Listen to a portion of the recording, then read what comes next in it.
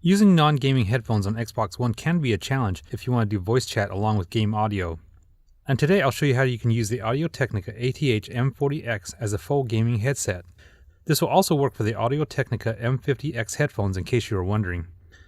The two things you'll need are the StarTech TRRS Adapter and a 3.5mm clip-on microphone. The TRRS Adapter is a splitter for audio input and output. It has separate ports for microphones and headphones on one end, but don't confuse this cable with the standard stereo Y splitter because the Y splitter won't work because they're wired differently internally. The other end has a 3.5mm plug with 4 metal sections on it. Be sure yours looks like this. And here's a cheap clip-on mic that I bought in a 5-pack for about $7. To make this all work, plug the microphone into the port with the microphone icon on it. Then plug the headphone cable into the headphone port. Take the microphone and clip it onto the headphone cable near the ear cup. And finally, plug the StarTech adapter into a second-generation Xbox One controller.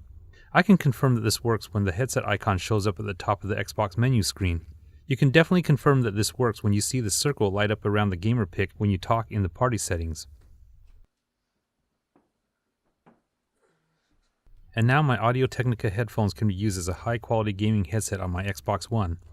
The microphones I'm using are made by Neewer, and you can get multi-packs for super cheap. I've had viewers say that their friends have told them that the voice quality sounds really good compared to others when playing online. So if you have the Audio-Technica ATH-M40x or the M50x headphones, you can now use them on your Xbox as the ultimate gaming headset. I hope you found this video helpful, and if you did, please give me a thumbs up, and don't forget to subscribe to my channel, The Render Queue, for more how-to videos and product reviews.